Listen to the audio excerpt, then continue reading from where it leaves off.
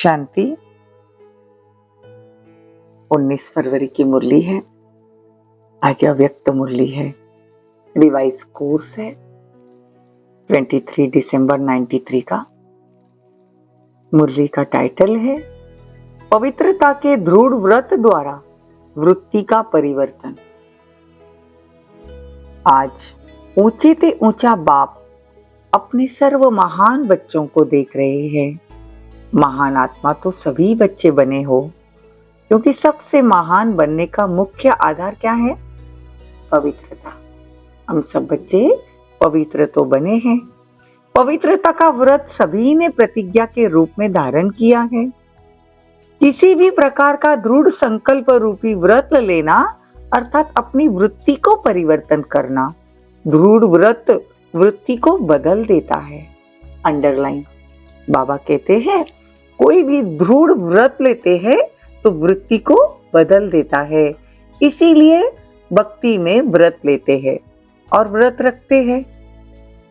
व्रत लेना अर्थात मन में संकल्प करना और व्रत रखना अर्थात स्थूल रीति से परहेज करना। देखो कितना अच्छे से बाबा समझा रहे हैं। व्रत लेना अर्थात मन में संकल्प करना कि ये चीज मैंने नहीं करनी है, संकल्प करना है।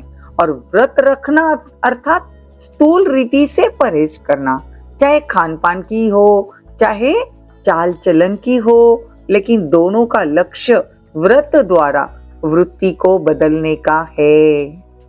स्थूल रूप से भी हमारी चाल चलन, खान पान, कोई ऐसी आदतें हैं। आजकल तो मोबाइल का बहुत नशा रहता है। हर एक आत्मा के हाथ में मोबाइल है। तो बाबा कहते स्थूल रीति से भी तुम परहेज कर सकते हो। तो ये लक्ष्य रखो तो वृत्ति क्या होगी? परिवर्तन होगी। आप सभी ने पवित्रता का व्रत लिया और वृत्ति श्रेष्ठ बनाई। सर्व आत्माओं के प्रति क्या वृत्ति बनाई? आत्मा भाई भाई की ना। तो ब्राह्मण जीवन का अर्थ ही है पवित्र आत्मा। और ये पवित्रता ब्राह्मण जीवन का फाउंडेशन है। फाउंडेशन पक्का है ना कि हिलता है? देखो पवित्रता का फाउंडेशन है, लेकिन सिर्फ पवित्रता ब्रह्मचर्य नहीं। ब्रह्मचर्य तो है ही है, लेकिन उसके बाद मनसा वाचा कर्मणा ये भी पवित्र होना चाहिए।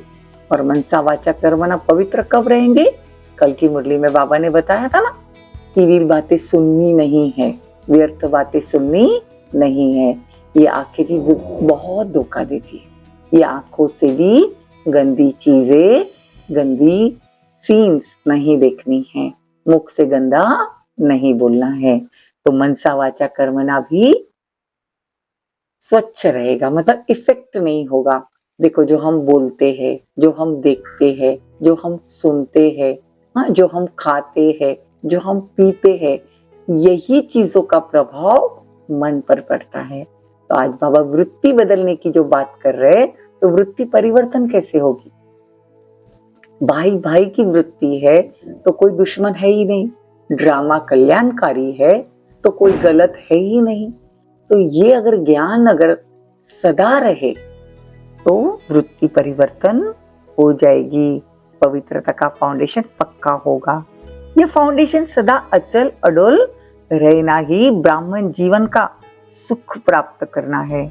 कभी कभी बच्चे जब बाप से रूरिहान करते हैं, अपना सच्चा चाट देते हैं, तो क्या कहते हैं कि जितना अतीन्द्रिय सुख, जितनी शक्तियां अनुभव होनी चाहिए उतनी नहीं है। या दूसरे शब्दों में कहते हैं कि सदा नहीं हो सकता। इसका कारण क्या? कहने में तो मास्टर सर्वशक्तिवान खुद को कहते हो। अगर पूछेंगे कि मास्टर सर्वशक्तिवान हो तो आप क्या कहेंगे? ना तो नहीं कहेंगे ना। कहते हो ना हाँ। तो मास्टर सर्वशक्तिवान है तो फिर शक्तियां कहाँ चली जाती है?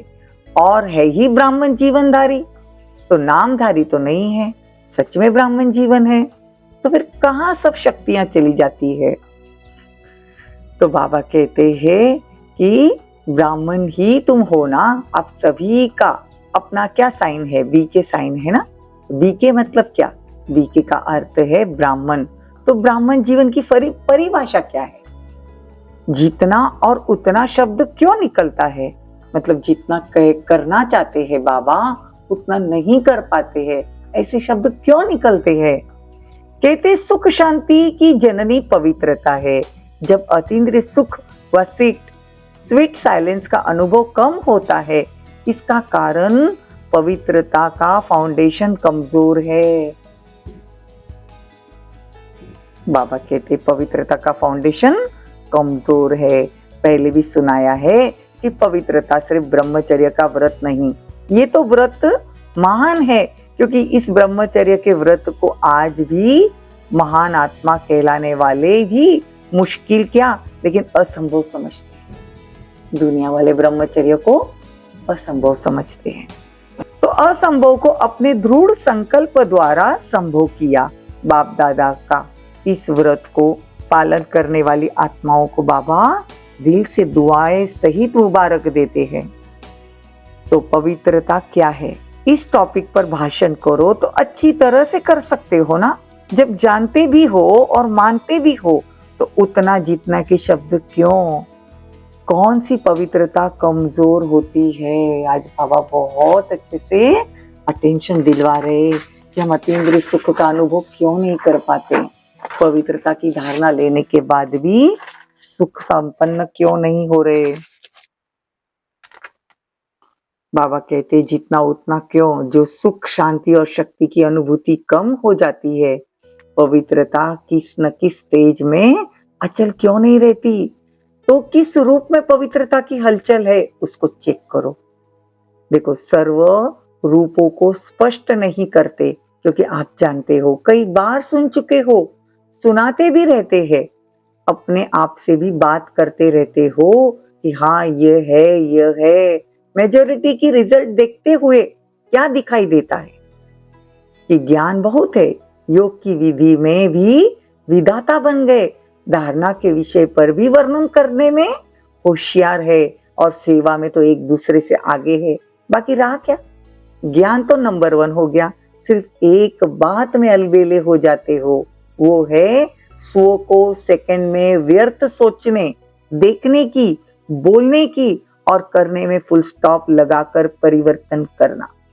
देखो, मुरली रोज सुनते बाबा की याद करते हैं, पता भी चल गया है किसको विकार कहते हैं। दुनिया वालों को तो ये भी नहीं मालूम, लेकिन हम गलत कहाँ हैं? बाबा कहते हैं कि स्व को सेकंड में व्यर्थ सोचने, देखने, बोलने और करने में फुल स्टॉप लगाकर परिवर्तन करना। समझते भी हो कि यही कमजोरी सुख की अनुभूति में अंतर लाती है। शक्ति स्वरूप बनने में, बाप समान बनने में विघ्न स्वरूप बनती है। फिर भी क्या होता है, स्वयं को परिवर्तन नहीं कर सकते, फुल स्टॉप नहीं दे सकते। ठीक है, समझते कॉमा लगा दे, फुल स्टॉप नहीं तो दूसरों को देख आश्चर्य की निशानी लगा देते हैं। तो बाबा कहते ऐसा क्यों हुआ, ऐसा नहीं होना चाहिए, ऐसा होता तो वैसा होता, या फिर क्वेश्चन मार्क क्यों लगा देते हो? तो क्यों हुआ, क्यों ऐसा होता है? तो फुल स्टॉप अर्थात बिंदु, तो फुल स्टॉप तब लग सकता है जब बिंदु स्वरूप बाप और बिंदु स्वरूप आत्मा दोनों की स्मृति हो। ये स्मृति फुल स्टॉप अर्थात बिंदु लगाने में समर्थ बना देगी। देखो, हमारा कभी अकल्याण नहीं होने वाला है, फिर भी हम व्यर्थ सोच कर अपने को भी परेशान कर देते हैं। तो बाबा कहते हैं बिंदु लगाना, फुल स्टॉप लगाना सीखो और बिंदु बाबा को याद करो। यही स्मृति फुल स्टॉप अर्थात बिंदु लगाने में समर्थ बना देगी। उस समय कोई अंदर सोचते भी है कि मुझे आत्मिक स्थिति में स्थित होना है, लेकिन माया अपनी स्क्रीन द्वारा आत्मा के बजाय व्यक्ति, बातें बार बार सामने लाती है, जिससे आत्मा छिप जाती है। देखो, हम आत्मिक स्थिति में बैठ भी जाते हैं, समझ में भी आता है कि ये गलत है। जैसे ही आत्मिक स्थिति में हम बैठते हैं तो माया स्क्रीन मतलब आंखों के सामने ऐसा दृश्य, दुनिया वाले, दुनियावी बातें, ये सब सोचना मतलब दिमाग में शुरू हो जाता है। मतलब वही देखते हैं, वही स्क्रीन सामने आ जाती है। आत्मा के बजाय व्यक्ति, बातें बार बार सामने आती है, जिससे आत्मा छिप जाती है और बार बार व्यक्ति और बातें सामने स्पष्ट आती है, तो मूल कारण स्व के ऊपर कंट्रोल करने की कंट्रोलिंग पावर कम है। एक तो खुद को चेक नहीं करते हैं, दूसरा कंट्रोलिंग पावर कम है। दूसरों को कंट्रोल करना बहुत आता है, लेकिन स्वयं पर कंट्रोल अर्थात परिवर्तन शक्ति को कार्य में लगाना कम है। तो बाप दादा कोई कोई बच्चों के शब्द पर मुस्कुराते हैं। जब स्वयं के परिवर्तन का समय आता है तो सहन करने का समय आता है, तो समाने का समय आता है, तो क्या कहते हैं? बहुत करके क्या कहते हैं?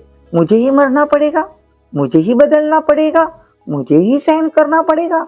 लेकिन जैसे लोग कहते हैं ना कि मरा और स्वर्ग गया, उस मरने में तो स्वर्ग में कोई जाते नहीं। दुनिया वाले कहते हैं ना मरा और स्वर्ग में गया, लेकिन जब हम बाबा कहते हैं ना कि बाबा को बच्चे कहते हैं ना कि मुझे ही मरना पड़ेगा, मुझे ही सहन करना पड़ेगा, तो बहुत अच्छा अर्थ बाबा ने बताया, यह मरना नहीं है लेकिन स्वर्ग में राज्य भाग्य लेना है। अगर ये लाइन भी धारण हो जाए कि मुझे ही सहन करना है, मुझे ही मरना पड़ता है, अगर ये मरना भी पड़ता है, सहन भी करना पड़ता है, समाना भी पड़ता है, सब कुछ करना पड़ता है, अगर ये करे तो क्या होगा? स्वर्ग में जाएंगे, राज्य भाग्य लेंगे। तो समझ में आया, बदलना है खुद को, आगे दूसरों को बढ़ाना है, बदला नहीं लेना है। तो उल्टे रूप में बदला नहीं, सुलटे रूप में खुद को बदलना है। अपने को बदलने की शक्ति है कि कभी तो बदलेंगे ही। देखो, पवित्रता का अर्थ ही ये सदा संकल्प, बोल, कर्म, संबंध, संपर्क में 3 बिंदु का महत्व हर समय धारण करना। कोई भी ऐसी परिस्थिति आए तो सेकंड में फुल स्टॉप लगाने में स्वयं को सदा पहले ऑफर करना, मुझे करना है। ऐसी ऑफर करने वाले को 3 प्रकार की दुआएं मिलती है। स्वयं को स्वयं की दुआएं भी मिलती है। वो दुआएं कौन सी होती है? खुशी, दिल बहुत खुश रहेगा। देखो, हर बात अगर दिल की पूरी होती तो इंसान खुश रहता ना, वैसे खुशी मिलेगी। कब मिलेगी खुशी?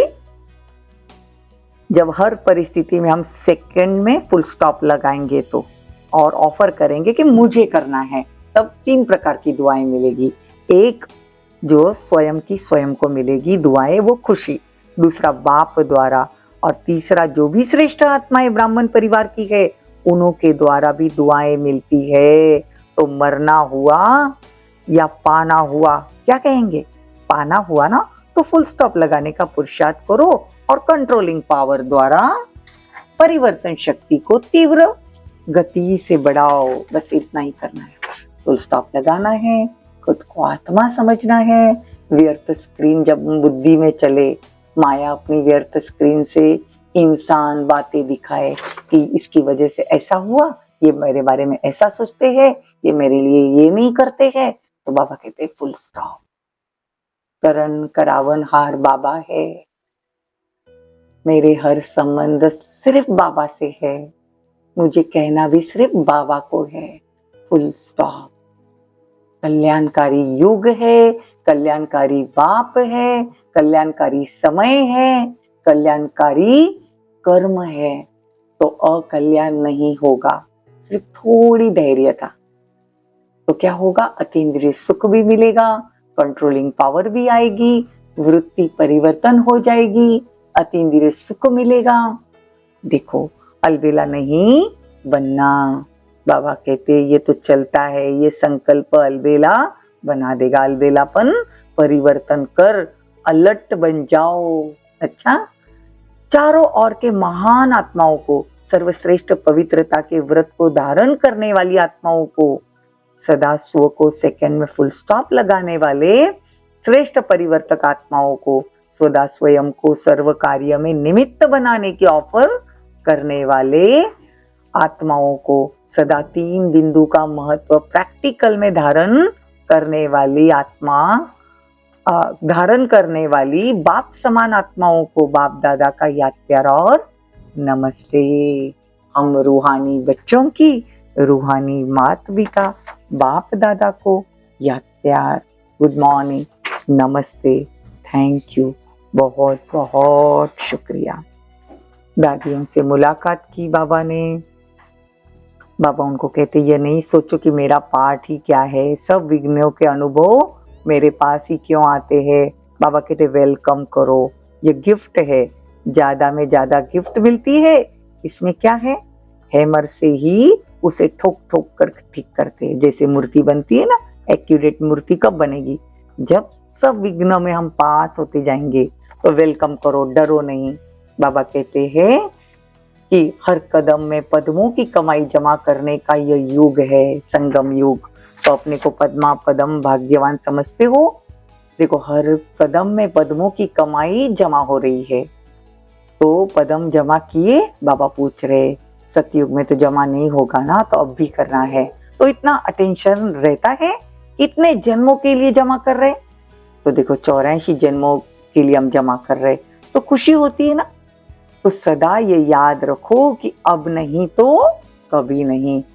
सब में डबल, खुशी में डबल, नशे में डबल, पुरुषार्थ में डबल, तो सेवा में भी डबल, और रहते भी सदा डबल हो, कंबाइंड, सिंगल नहीं। कभी भी डबल होने का संकल्प तो नहीं आता मतलब शादी करने का, या कोई कंपनी चाहिए या कंपेनियन चाहिए, ऐसा तो नहीं आता। होता है ना कभी कभी हम बहुत व्यर्थ से घिर जाते हैं। ये पहली वाली जो बाबा ने बातें बताई ये नहीं सुनते हैं, तो संकल्प आता है कि कोई होना चाहिए, हाँ किसी को हम दिल की बात शेयर कर सके। तो बाबा कहते कभी डबल होने का संकल्प तो नहीं आता। तो ऐसे नहीं करना, वहां जाकर कहो कंपेनियन चाहिए, कितने भी कंपेनियन करो, लेकिन ऐसा कंपेनियन नहीं मिलेगा। कितने भी अच्छे कंपेनियन हो, लेकिन सब लेने वाले होंगे, देने वाला नहीं। इस वर्ल्ड में ऐसा कोई कंपेनियन नहीं। अमेरिका, ऑस्ट्रेलिया, अफ्रीका आदि में थोड़ा भी ढूंढ कर आओ, मिलता है क्या? क्योंकि मनुष्य कितने भी देने वाले बने, फिर भी देते देते लेते जरूर है। तो बाप दादा कंपेनियन है ना, तो उसको अपना कंपेनियन बनाओ। कोई भी कमजोरी तो नहीं है ना। फोटो बाबा निकाल रहे हैं, फिर आपको फोटो भेज देंगे, कहो यह होना ही नहीं है। देखो फोटो भेजेंगे आपके सामने, तो बाप दादा भी आप सबके बिना अकेला नहीं रह सकता। जो तरसता है हमारे लिए, जो बच्चों को बुलाता है, हम उनके पास नहीं जाते और दुनिया वाली बातों में चले जाते। जब उसने अपनी जिम्मेदारी उठा ली है, तो बोझ सारा उसको देना है। अच्छा वरदान, महावीर बन बाप का साक्षात्कार कराने वाले, वाहनधारी सो अलंकारधारी भव। देखो महावीर अर्थात शस्त्रधारी, शक्तियां व पांडवों को सदा वाहन पे दिखाते हैं और शस्त्र भी दिखाते हैं। शस्त्र अर्थात अलंकार, वाहन है श्रेष्ठ स्थिति और अलंकार है सर्वशक्तियां। देखो कितनी गहन बात है। कोई भी महावीर है या कोई देवताएं हैं, तो उनको शस्त्रधारी दिखाते हैं और नीचे वाहन भी रहता है। हर एक देवता का अलग वाहन दिखाया है। तो बाबा जिसका अर्थ समझाते हैं, अगर शस्त्र है तो अलंकार है, और वाहन मतलब हमारी स्थिति, और अलंकार मतलब सर्वशक्तियां। तो ऐसे वाहनधारी और अलंकारधारी ही साक्षात्कार मूर्त बन बाप का साक्षात्कार कराते हैं। हमारी स्थिति बहुत अच्छी होनी चाहिए, और शस्त्र तो हमेशा साथ में होनी चाहिए। शस्त्र अगर है तो कोई भी विघ्न है उसका गला हम काट सकते हैं। स्वदर्शन चक्रधारी बनना है। देखो शंख, ज्ञान का शंख बजाना है, तो बाबा कहते ज्ञान की गदा होनी चाहिए। मुख से शंख मतलब सेवा होनी चाहिए, ज्ञान भी मुख से निकलना चाहिए। तो ये सब अलंकार है हमारे, और स्थिति हमारा वाहन है। तो यही महावीर बच्चों का कर्तव्य है।